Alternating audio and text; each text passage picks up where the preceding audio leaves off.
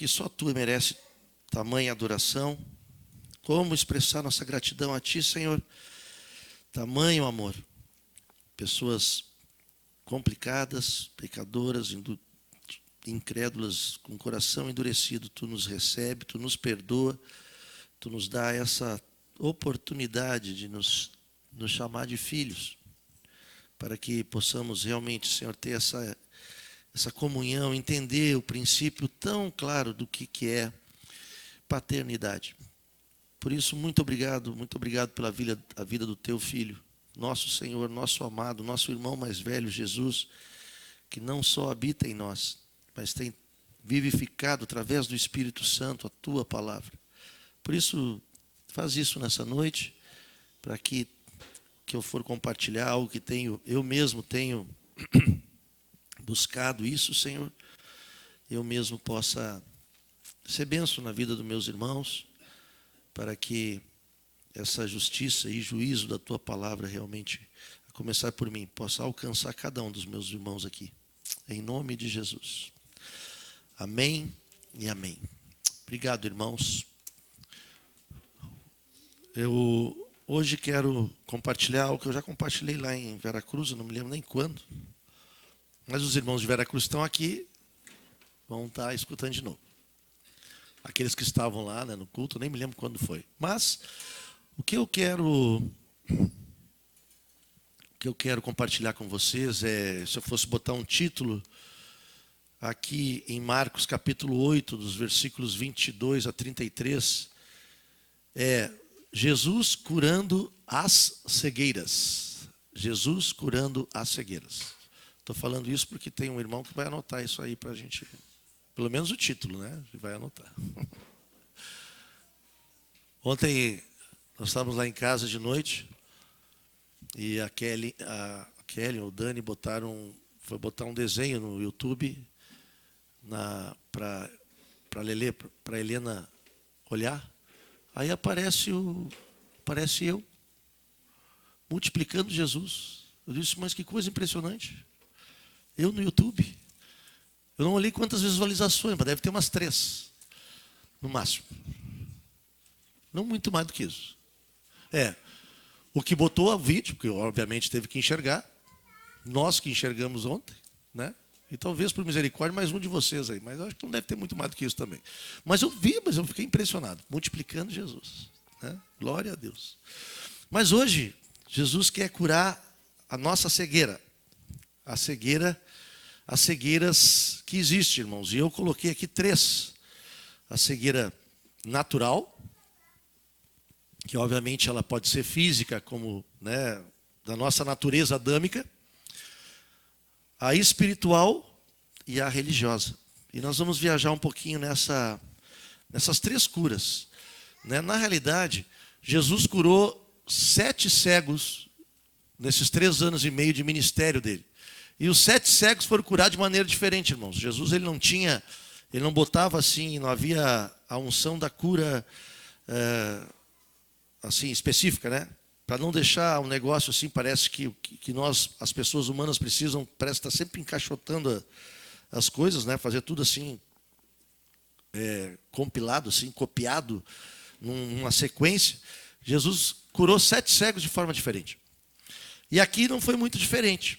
Mas aqui tem algo bem interessante, bem diferente dos outros. Vamos para o primeiro cego, que é o cego natural, o cego que foi curado de uma cegueira física, mas eu vejo assim que o ensino de Jesus ele também quer trazer um ensino para nós de uma cura, de uma cegueira da nossa natureza adâmica.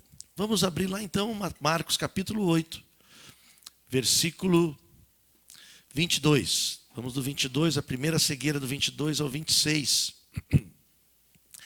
É o cego de Betsaida. Então chegaram a Betsaida. Você sabe o que era Betsaida, irmãos? Betsaida era um vilarejo, uma vila, que acabou virando uma cidade, porque a filha de Augustus, que era um dos governadores do Império Romano, o nome dela era Betsaida. Então porque o lugar era muito bonito, ele transformou aquele vilarejo e investiu naquele vilarejo e transformou aquele vilarejo numa cidade muito linda, porque era um lugar de fontes, onde fluía muitas águas. Então ele deu o nome de Betsaida. Então esse cego estava lá. E quando Jesus chegou a Betsaida, eles trouxeram um cego, rogando-lhe que o tocasse. Interessante que o cego por si só, se vocês forem ver o cego de Jericó, ele clamava por Jesus. Filho de Davi, tem compaixão de mim. O de nascença foi até Jesus. Agora esse aqui não, levaram ele. E não só esses amigos desse cego aqui levaram esse cego para Jesus, como rogaram para que Jesus curasse ele. Talvez eles nem sabiam, claro, eu creio que o cego queria ser curado, mas é interessante que os amigos, aqueles que trouxeram, foram que rogaram. Não foi o cego que rogou, porque geralmente quem roga é aquele que está na dificuldade, né, na enfermidade. Mas aqui o cego teve amigos que acreditavam em Jesus, que levaram ele até lá. Jesus, tomando o cego pela mão, que é uma coisa bem interessante, foi o único cego que Jesus curou assim, levou-o para fora da aldeia e, aplicando-lhe saliva nos olhos e impondo-lhes as mãos, perguntou-lhe: vês alguma coisa? Nos outros cegos, a cura foi imediata, irmãos. O cego de nascença, ele teve que ir até o poço de Siloé para limpar o barro que Jesus tinha colocado ali. Mas ele, quando obedeceu, imediatamente foi curado. Esse aqui também foi o único que foi meio diferente. Olha o que aconteceu com ele. Este, o cego, recobrando, versículo 24, recobrando a vista, respondeu: vejo os homens, porque como árvores os vejo andando. E ele começou a ver pessoas como árvores. Então, novamente, Jesus lhe pôs as mãos nos olhos, e ele, passando a ver claramente, ficou restabelecido. E tudo distinguia de modo perfeito. E mandou Jesus embora para casa, recomendando-lhe: não entres na aldeia. Esse detalhe é interessante. Por que Jesus mandou um cego que não que era cego, né? Não era de nascença, mas estava cego, não entrar na aldeia? O que eu aprendo aqui, irmãos? Por que Jesus não curou? Não curou, esse cego não foi curado imediatamente. E aqui, eu lendo alguns comentários, na verdade um comentário que eu tenho lá muito bom, um comentário bíblico, que faz uma compilação de vários comentários, ele traz essa realidade do cego, primeiro com a natureza da cegueira. A cegueira, geralmente naquela época, era ocasionada pelo sol muito forte e pela pouca higiene. Porque naquela época a terra lá era muito seca, né?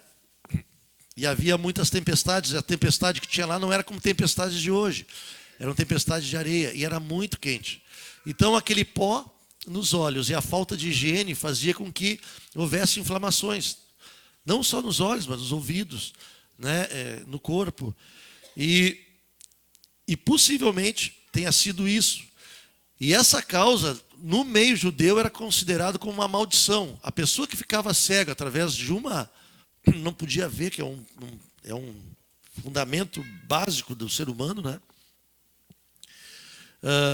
Era porque essa pessoa era quase que maldita, né? De ter pego aquela cegueira. E aqui, esses amados aqui, eu acho que esse cego era um cara muito querido, porque os amigos levaram ele até Jesus. E o que eu aprendo aqui nessa comparação aqui, né? Por que Jesus fez ele ser curado por etapas? Porque aí entra a cegueira natural. Todos nós éramos cegos, naturalmente em Adão. Nascemos cegos para Cristo, amém, irmãos? Por que nós nascemos cegos? Nós tínhamos olhos naturais, mas o nosso espírito estava morto. Quando o espírito está morto, nós não conseguimos intuir, e todos nós nascemos assim, não conseguimos intuir a presença de Deus, a vida de Cristo, o amor de Deus para nós, através do pecado. Vamos abrir lá em 2 Coríntios 4:4. E a gente sabe que todos nós nascemos incrédulos, né? Lá em 2 Coríntios 4:4 diz isso.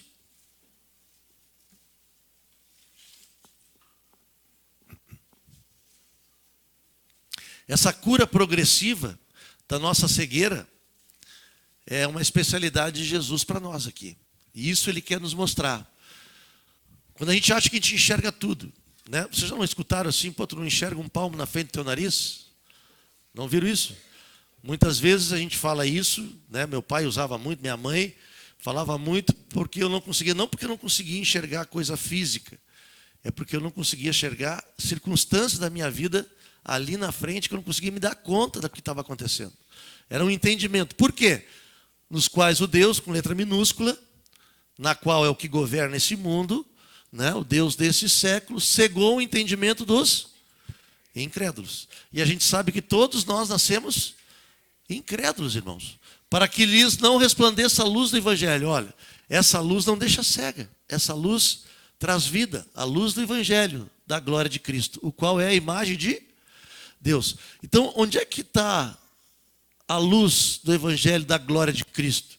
Nada mais é do que conhecer Ele através da sua palavra. E a palavra é muito simples, não é verdade, irmãos? É muito simples. Tu lê, Jesus ele é simples. Tu lê, tu entende, não precisa ser um erudito para entender isso. E eu me lembro muito da minha vida. Eu e a Mara, nós tivemos um processo assim também. Uma cura por etapas. A Mara conheceu Jesus com 11 anos. E graças a ela, eu vim a conhecer Jesus, ter a minha primeira experiência com Jesus na igreja luterana, nos jovens luteranos, em 1980, no carnaval de 1980. E lá eu me lembro claramente. Só que lá, quando eu entreguei meu coração para Jesus, eu não queria mais ser o velho André, eu queria ser o novo André. Eu comecei a olhar, realmente, pelo entendimento da época, pessoas como árvores. Por que eu digo isso? Fazendo um comparativo, né? Eu achava que Jesus vivia mais pela lei do que pela graça. Não havia batismo nas águas, não havia esse enchimento do Espírito Santo, não havia. E a palavra e a Bíblia era exatamente a mesma. Essa semana eu estava lendo, por exemplo, sobre dom de língua, que algumas igrejas pentecostais, assim, né, colocam como se fosse uma coisa. Mas em 1 Coríntios, capítulo 14, né, fala que segui o amor e procurai com zelo os dons espirituais, mas principalmente que profetizeis. E aqui ele traz um ensino tão precioso sobre profetizar e orar em línguas. Quem ora em línguas se auto-edifica, né? Aí no versículo 15 do capítulo 14, diz: que fareis, pois? Orarei com o espírito, mas também orarei com a mente. Cantarei com o espírito, como nós estávamos cantando aqui, né? Mas também cantarei com a mente, que eu vou falar as palavras. Por quê? Quem ora em línguas, no 14, porque se eu orar em outra língua, o meu espírito ora de fato, mas a minha mente fica infrutífera. Precisa alguma dúvida com relação a isso? Agora, como é que eu oro em línguas? Aí tu vai ministrar com alguém para ser batizado no Espírito Santo. Jesus quer batizar no Espírito Santo. Ah, mas não consigo, eu escuto a língua, porque não consigo, porque não é isso, não é aquilo, né? Uns dizem assim, não, o Espírito Santo não é bem assim. Tá bem, fazer o quê? Eu começo a ver homens, começo a ver o Evangelho do Reino, começo a ver Jesus como árvore. É uma visão incompleta, algo inanimado. A árvore é algo que cresce, mas não fala. Se bem que tem uns, vamos abrir um parênteses aqui. Nós conhecemos um irmão uma vez. Agora eu me lembrei disso. Conhecemos um irmão que abraçava a árvore. Ele abraçava a árvore e sentia a árvore. Eu confesso para vocês que eu fiquei curioso para abraçar uma árvore, irmãos, para ver se eu sentia ela também. Mas não fiz essa loucura. Mas tem gente que quer escutar a árvore falando. Mas tá bem, não é isso. A árvore, né, ela cresce e tudo. Mas a árvore, ela não tem a nossa vida. Não é verdade? Então, quando a gente conheceu Jesus lá na luterana e essa decisão foi genuína, e foi genuína, eu me lembro muito bem, Caleb, né, Canone era Caleb, Neemias e Noé, o tema do retiro. Me lembro com nitidez, eu tinha 14 anos de idade. Olha, já faz bastante tempo, irmãos, 40 anos. Então, mas ali a minha cegueira foi curada. Mas eu passei até os 33 enxergando o Evangelho do Reino como árvore. Tanto é que nós vivíamos pela lei, né? Vivíamos mas porque não podia. Quando nós podíamos, misericórdia, o negócio desandava a maionese. Por quê? Jesus não era uma pessoa que vivia e queria se manifestar para nós e em nós. Ele era uma religião. Era uma denominação que nós amávamos. E quando, principalmente, tanto a Camila como o Daniel, nós tínhamos prática, que às vezes a Mara até lembra que o Daniel, quando a Mara estava grávida do Daniel, nós orávamos praticamente, olha, não quero exagerar, mas quase todo dia nós orávamos pelo Daniel. A Mara teve uma circunstância, o Daniel, na gravidez, olhando Jesus como árvore, sem a revelação, enxergando Jesus pela metade, sei lá, assim meio, né, no vulto. Mas nós críamos que Jesus podia fazer. E a Mara teve uma situação no meio da gravidez, que o diagnóstico do médico era que a Mara tinha que tomar um remédio muito forte que ia fazer com que o Daniel nascesse com aquele... Pudesse nascer, poderia, sem o céu da boca e com lábio... como é que se diz? Nipo... Tá, isso aí mesmo. Aí, eu disse, não, nós planejamos, e eu, na minha incredulidade, olhando Jesus como árvore. Eu saí daquele consultório, disse, tu não vai tomar esse remédio e o Daniel não vai nascer assim. Olha, irmãos, tu imagina um religiosão meia boca assim, cheio de fé.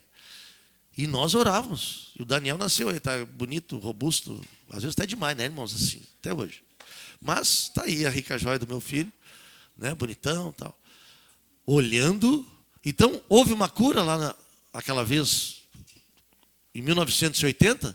Houve, mas parcial. A revelação veio parcialmente. E por misericórdia, quando Jesus se revelou conosco, a nós, lá, e nós fomos cheios do Espírito Santo, nós, né, e entendemos o Evangelho do Reino, né, e nos batizamos no dia 6 de novembro de 1999. Aí a coisa... Jesus, dá para te ver com clareza. Mas, ainda, nós estamos num processo de ver Ele. Porque só veremos Ele realmente, nitidamente, com aquele texto que nós vimos aqui. Quando Ele vir buscar a sua igreja, quando Ele completar essa obra. Aí, não só enxergaremos Ele, porque hoje nós cremos que Ele está aqui. Mas nós não podemos vê-lo, apalpá-lo, né, convivê-lo de forma física. Mas a palavra de Deus fala que quando Ele buscar a sua igreja, nós viveremos com Ele, enxergando Ele, o Pai e o Filho, no trono, eternamente. E reinaremos sobre toda a terra. Está lá Apocalipse falando isso. Aí nós enxergaremos Ele com clareza, irmãos. Enquanto isso, Jesus precisa impor as mãos. Eu quero animar vocês. Vocês não se ofendam, porque Jesus tem que nos impor as mãos todos os dias. Porque esse cego foi 2 imposições de mão. Às vezes na minha vida eu preciso de umas 2.000 imposição de mão. Todo dia preciso, imposição de mãos para que eu me arrependa e veja, olha, tu tem que mudar aqui, tu tem que mudar ali, tu tem que, né? No casamento, na família, na nossa vida. Então é uma sequência de cura. Isso Jesus fez com esse homem. Até que tudo, de modo total, Ele distinguia de modo perfeito. Hoje nós não conseguimos ainda distinguir de modo perfeito. Nós buscamos isso. Buscamos isso. Por que eu tenho convicção disso? Porque se nós enxergássemos tudo de forma perfeita, esse salão aqui não caberia mais ninguém, irmãos. Por quê? Porque haveria uma fé tamanha, como foi na igreja de Atos lá. Haveria muita gente sendo contagiada por um poder do Espírito fora do comum. Mas o que acontece hoje? Quando nós lemos, quando nós escutamos, o que aparece? Aí vem um sono. Vocês não têm um sono, irmãos? Vem um sono, um cansaço. Agora, quando nós estamos fazendo algo que a gente gosta muito, tu sente cansaço? Quando está olhando uma TV assim, um jogo, eu vou dizer que não. Um jogo hoje, eu comecei a olhar o jogo do Grêmio, já me deu um. Dormir. Acordei quando deu o gol do Fluminense. Aí eu despertei, irmãos. Aí o negócio ficou. Mas, eu ia dizer, quando está olhando o jogo, não dorme. Não, até dorme. Mas, ainda nós estamos nesse processo de Jesus impor a mão sobre nós. E aí, por que ele nos leva, por que ele não nos manda, nos tira da aldeia, né, para nos curar? Porque ele quer ter intimidade conosco. Ele quer falar só com a gente. Amém? Ele quer essa cura pessoal, irmãos, não é comunitária nem congregacional, ela é individual. Ele quer curar a nossa cegueira natural, fruto do nosso Adão, naturalmente. Amém? Como na nossa casa. Os pais, os homens, hoje é dia dos pais, né? Quem é o responsável para ser um instrumento de cura na sua casa? É o pai. Não é verdade? É o homem. Deus deu essa capacidade. Mas o que acontece muitas vezes? O homem está com a cabeça tão cheia de tanta coisa, irmãos. Tão preocupado em ganhar o dinheiro, em fazer o trabalho, que acaba se ficando mais cego que o resto da família. Então, Jesus quer ter intimidade conosco. Por quê? Para que a gente seja curado daquela incredulidade. Porque é a incredulidade que nos cega de ver Jesus. Estão entendendo? Ficou claro, não? Agora vamos para a segunda cura. Aí Jesus fez isso, olha só. Então, versículo 27. Nós vamos para a segunda cegueira. Então, Jesus e os seus discípulos partiram para as aldeias de Cesareia, de Filipe. E no caminho perguntou-lhes: quem dizem os homens que sou eu? Irmãos, Jesus andava por toda parte curando, ressuscitando enfermos, curando, libertando aqueles que estavam oprimidos, né? Fazendo coisas tremendas, curando o leproso, coisas que nenhum homem na face da terra tinha feito, até aquele momento. E aí, Jesus pergunta para os discípulos: quem diz os homens que sou eu? E aí vem essa cegueira espiritual, irmãos. Porque olha o que responderam os discípulos. Olha, uns dizem que tu é João Batista, outros que tu é Elias, mas outros, alguns dos profetas. Muitas vezes, se eu perguntar para vocês, quem é Jesus para vocês? Nós cantamos aqui que Ele é Senhor, né? Que Ele é o Rei, né, da glória, que Ele é o que nos libertou. Quem é Jesus? E se eu perguntasse para vocês, quem dizem que Jesus é? É o cabeça da igreja? É a pedra angular? A gente pode falar muitas coisas que Jesus é. Mas o que dizem? Porque aqui o povo que falava conhecia Jesus como um fazedor de milagres, como um profeta, como Elias, mas não conheciam Jesus convivendo com Jesus. Muitas vezes, irmãos, nós queremos conhecer Jesus e achamos que precisamos participar de uma igreja. E não está totalmente errado, tem que participar, porque se tu não conhecer Jesus através da igreja, fora da igreja vai ser muito pior, vai ser mais difícil. Mas Jesus, Ele quer se apresentar realmente como o próprio Filho de Deus, o nosso irmão mais velho, aquele que nos pega pela mão, nos leva ao arrependimento e leva novamente ao Pai. Ele é o único. Amém, irmãos? Ele é o único. Mas aqui havia uma cegueira no povo violenta. O povo ouviu falar de Jesus, mas na realidade não conhecia Jesus. Não conhecia Jesus. Quem é Jesus para vocês? Se alguém perguntar quem é Jesus para vocês, o que é que vocês vão responder, meus irmãos queridos? Amém? O pessoal me conhece no meio aí como pastor. E eu me alegro por isso. Mas esses aqui, eles ainda eram o povo que só estava atrás das bênçãos. E a gente gosta de bênção, né, irmãos? Muitas vezes a gente quer, e não está errado, né? Jesus, é natural dele nos amar, nos abençoar.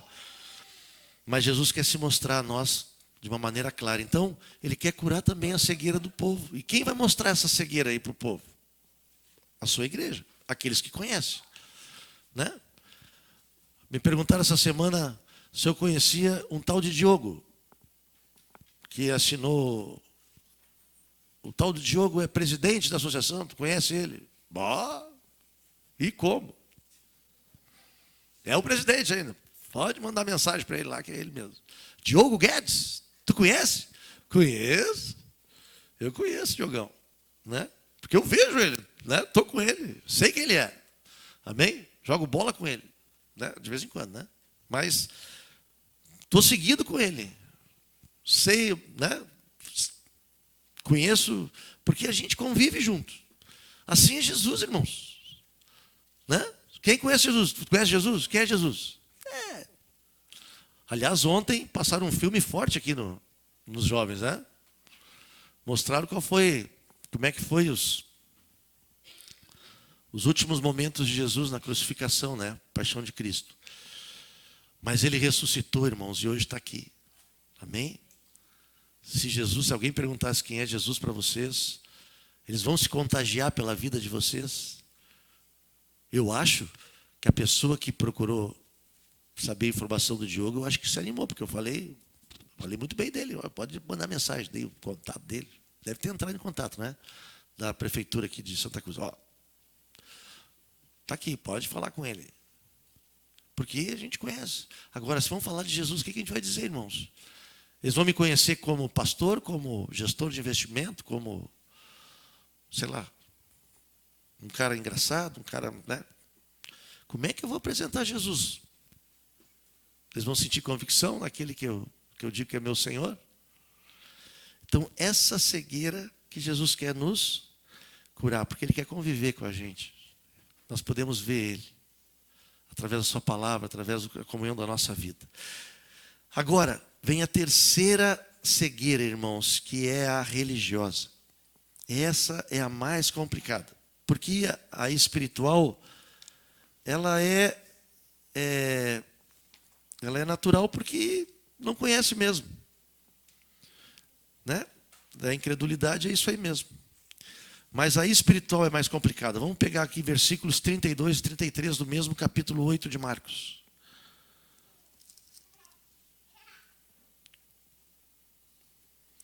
Vamos pegar o 29 em diante. Depois que os discípulos disseram o que o povo dizia que era Jesus, Jesus perguntou para eles: mas vós, quem dizeis que eu sou? Respondendo Pedro, né, quase que imediatamente, aqui pelo que aparece, lhes disse: tu és o Cristo. Você sabe o que significa Cristo, irmãos? Cristo é o Messias, é o libertador. Esse é o Cristo, que todo mundo esperava, todo judeu esperava. Aí, advertindo Jesus que ninguém dissesse tal coisa a seu respeito, porque essa revelação foi tremenda, Jesus começou no versículo 31, começou a ensinar-lhes que era necessário o Filho do Homem sofresse, porque começou a dizer por que ele tinha vindo. Olha, eu vou morrer, eu vou ressuscitar, o Filho do Homem sofresse muitas coisas, e fosse rejeitado pelos anciões, pelos principais sacerdotes, pelos escribas, fosse morto, e que depois de 3 dias ressuscitasse. Olha o ensino de Jesus. O ensino de Jesus, ele simplesmente falou o que ia acontecer com ele, de forma profética. E isso, no versículo 32, Jesus é um cara muito simples, irmãos. Ele expunha claramente, está escrito isso aí? Expunha claramente. Mas Pedro, aquele que tinha tido essa revelação do alto, de que Jesus era o Cristo, olha o que o nosso amado Pedro chama. Mas Pedro, chamando-o à parte, começou a reprová-lo. Jesus, porém, voltando-se, fitando os seus discípulos, repreendeu a Pedro e disse: arreda, Satanás. Se tu dissesse, chegasse um irmão para ti assim, e tu começasse a falar alguma coisa, o irmão muito espiritual disse assim: te arreda, Satanás. Eu ia me ofender, irmãos. Assim, pá, mas quem tu pensa que tu é? Tu é melhor do que eu? Mas aqui Jesus explica por que ele foi tão duro com Pedro. Porque tu não cogita das coisas de Deus, e sim da dos homens. A gente sabe que a intenção do Pedro aqui era a melhor possível. Porque Pedro amava Jesus de tal forma que jamais ele estava aceitando o fato que Jesus ia sofrer muitas coisas, ia ser rejeitado, ia ser morto. Mas depois de 3 dias, ressuscitou. A cegueira espiritual, irmãos, ela só faz a gente enxergar as coisas do homem. O que é do homem? É o humanismo. Tu quer uma igreja humanista? É aquela que pensa só nas coisas do homem. Como é que eu vou deixar o homem alegre? Como é que eu vou deixar minha família alegre? Como é que eu vou deixar... como é que eu vou ser abençoado no meu trabalho? Como é que eu vou ganhar dinheiro? Como é que eu vou... Sabe? Eu vou ser certinho. Tenho que cuidar do meu filho, da minha filha. Né? Eu só cogito as coisas do homem. Mas eu não entendi ainda. E é essa a pior cegueira, essa cegueira religiosa, que Jesus ele não é uma religião, Jesus é uma pessoa viva, que faz o quê? Faz só aquilo que o Pai mandou ele fazer. Então, toda vez que nós cogitarmos das coisas dos homens, nós vamos estar cometendo a mesma coisa que o Pedro fez. E a gente vai correr um sério risco. Arreda-te, Satanás. Amém? Às vezes eu fico nessa coisa, né? Eu convivo muito com pastores, irmãos. Às vezes uns me acham meio louco, outros dizem que eu estou numa seita. Mas e eu não tenho nada contra, né? Assim, pode me achar o que quiser. Mas um me chamou de tradicional. Nas últimas reuniões. Mas tu é bem tradicional. Eu disse, mas por quê? Eu até me senti meio ofendido, irmãos. Por que tradicional? Pô, aquela tua sede é sempre a mesma coisa. Eu disse, mas como assim a mesma coisa? Não, eu vejo às vezes em quando o filmezinho. Botar uma parede preta, botar uma... Eu disse, irmãos. Eu já tenho preto demais aqui na congregação para me botar mais as paredes ainda, vocês imaginam. Né? E eu amo meus pretinhos aqui. Agora, pintar a parede de preto, irmãos. Aí, por quê? Porque é moda. A moda é pintar. Então, eu prefiro ficar tradicional. Aí outro diz assim, mas tu não usa gravata, tu está sempre... Eu disse, cara, eu usei 30 anos gravata, trabalhando. Eu só uso gravata em casamento, irmãos. E se for liberado, porque o Wellington, não. Qual foi que não teve gravata? O Wellington teve uma borboleta. O Wellington sempre é diferente, né? Meteu uma gravata borboleta. Eu nunca tinha usado uma borboleta na minha... Não, nunca, né? Que eu me lembro, não. Mas casamento vale, irmãos. É uma vez. E é uma vez só, tá, irmãos? É uma vez só. Casamento pode inventar, bota borboleta, bota, né, suspensório, sapato, calça cinza, sapato marrom, essas coisas tudo. Mas, em Cristo, quando eu cogito as coisas do homem, o Senhor tem que trazer misericórdia sobre nós. Por que nós não trocamos de prédio? Teve N oportunidade de já trocar, de fazer muitas coisas. Apagar, meter fumaça, né, botar coisas que vão tocar as pessoas. Mas eu não quero tocar ninguém, irmãos. Eu quero ser um instrumento do Espírito Santo. E aqui ser um lugar onde as pessoas são tocadas pelo Espírito Santo de forma natural. Normal. Porque Ele é uma pessoa que vive entre nós. Estão entendendo o que eu estou dizendo? Amém? Só seguir a palavra. Uma vez teve um que me condenou, que disse assim, tu é muito certinho. Tu obedece à palavra. Eu disse, mas será que eu sou tão errado assim? Porque as pessoas não são assim, ninguém vai ficar na tua igreja. Mas a igreja não é minha, se não quiser ficar, não fica, vai embora, não tem problema nenhum. Então, essas coisas, a gente vai criando sistemas humanistas para satisfazer o nosso ego, a nossa vontade, os nossos sentimentos, quando a palavra, Jesus é uma pessoa que vive através da sua palavra. Amém? E aí, ele nos tira, e ele segue essa cura da cegueira também espiritual de Pedro. Ali continuando, e aí eu vou concluindo, como é que nós somos curados disso, irmãos? Primeiro, a gente é curado quando a gente consegue discernir com clareza qual é a nossa... Eu até anotei um texto aqui, que está, agora não sei onde é que está.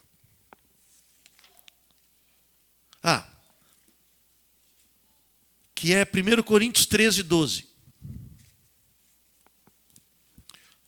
1 Coríntios 13, 12, que depois ali do amor, o dom supremo, né, que é esse capítulo, diz assim,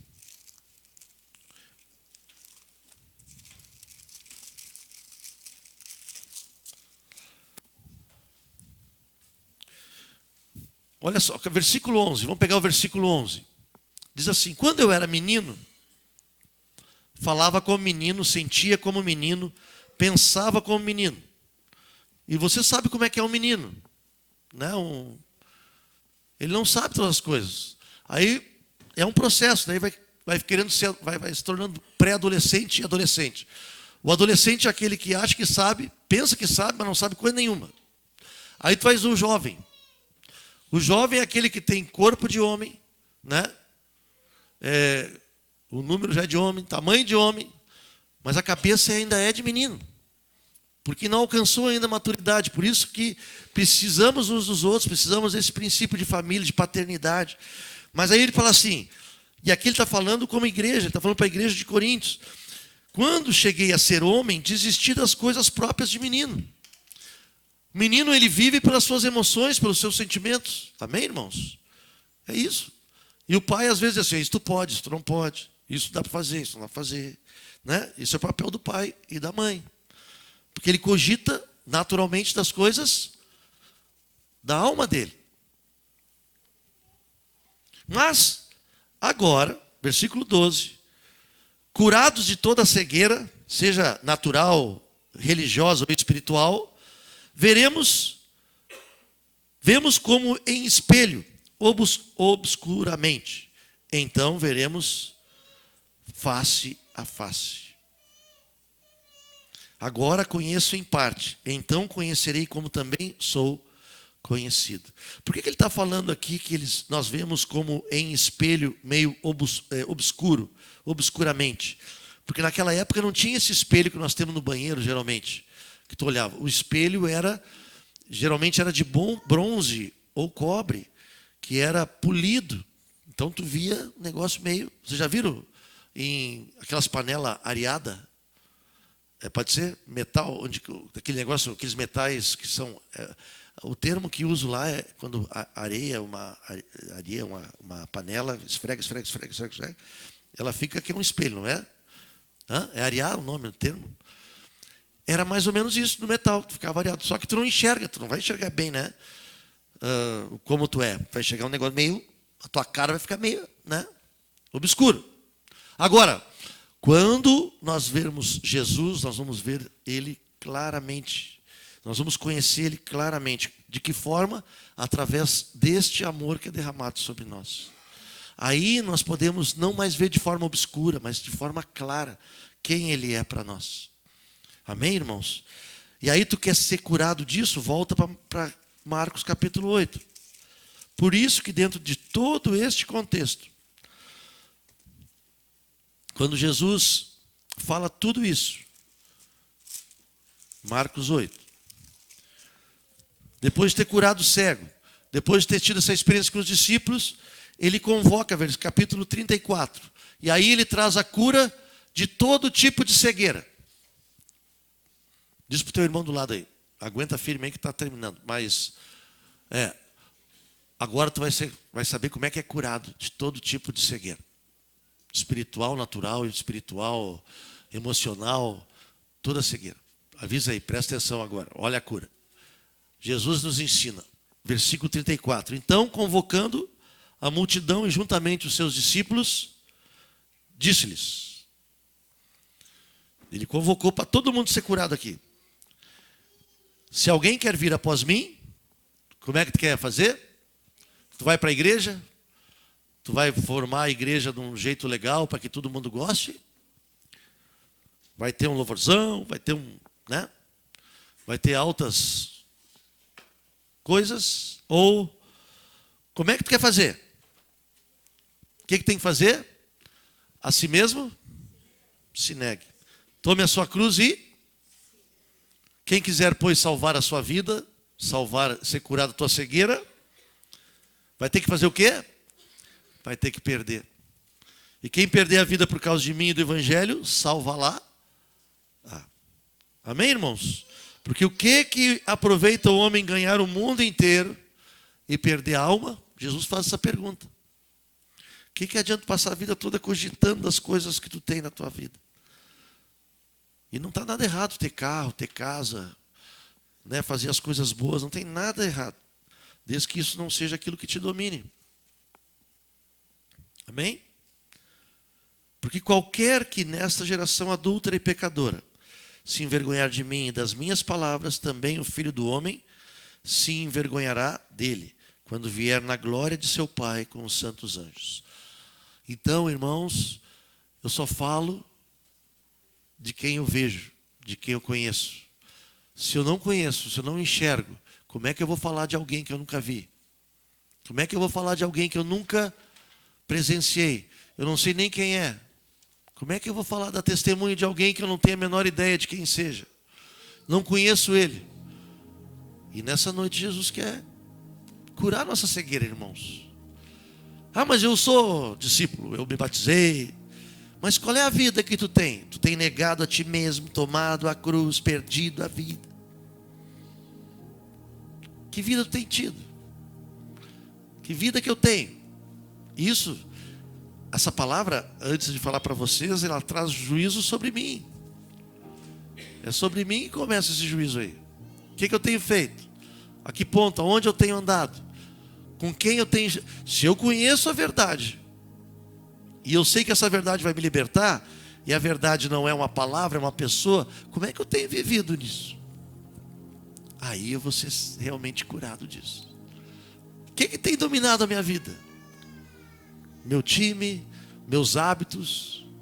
E eu gosto, tenho hábitos que eu gosto de fazer, hábito eu faço todo dia. Gosto de uma carne, gosto de um vinho, gosto do futebol, gosto da escolinha, gosto de muitas coisas que eu gosto. Mas é isso que me domina? Jesus, ele quer abrir, irmãos, nossos olhos nessa noite aí, para começar a olhar a nossa vida, porque ele quer se mostrar na plenitude dele, de quem ele é. Porque senão, né, eu estava brincando essa semana, eu e a Mara. Está gravando, né? Irmãos, na pandemia para nós foi um sossego, irmãos. Vamos ter que ficar em casa. Foi um céu. Eu e a Mara amamos ficar em casa, só nós dois. Não tinha problema nenhum. Claro, depois que pegamos o Covid, o bicho pegou, mas quando mandaram ficar em casa, porque a nossa natureza terrena é a natureza de tatu também, irmãos. Quem não gosta de ser um tatuzinho assim, de ficar furnadinho em casa, cravunhado ali, cravado, olhando. Mas Jesus não nos chamou para isso. Quero te animar nisso aí. Jesus não te deu um espírito de tatu. Deus deu um espírito de leão, irmãos, para sair. Amém? Para sair, para ser rei, para ser poder aqui nessa terra. Porque senão a gente vai ficar sempre tatuzão. E é bom, não quero dizer que não. Deus criou o tatu, mas para viver na toca dele. Discípulo é para viver declarando quem ele é. E a gente só fala quem ele é aqueles que já viram ele de uma forma clara. Eu só falo de quem eu conheço. Não posso falar de quem eu não conheço. Amém, irmãos? Concluindo então, é isso mesmo. Eu nem sei que a conclusão está aqui. Por isso, curados, vamos abrir em Hebreus 12:2, que eu quero te animar. Porque o Senhor nos chama para olhar firmemente para Ele. Bota 12, 1 e 2. Portanto, também vós, visto que temos rodear-nos tão grande nuvem de testemunha, eu quero te dizer assim, irmãos, nessa noite, tá? Que Deus tem me tocado muito nisso, tá? A gente conversa bastante com bastante incrédulo. Visto que temos rodear-nos tão grande nuvem de testemunhas, desembaraçando de todo o peso e do pecado que tenazmente nos assedia. Vocês imaginam um Vitinho e o Alisson ali no Mãe de Deus?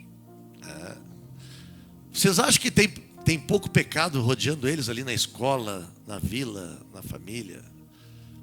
Hein, irmãos?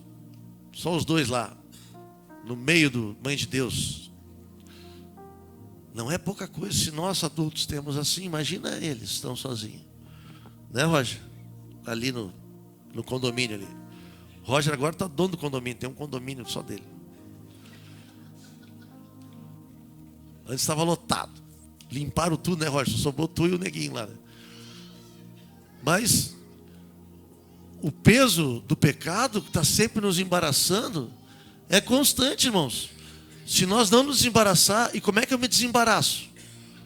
Negando a mim mesmo, tomando a cruz e perdendo a vida. Ah, mas é muito sério, é muito forte isso. Bom, não fui eu que escrevi, foi Jesus que falou. Essa realidade nós temos.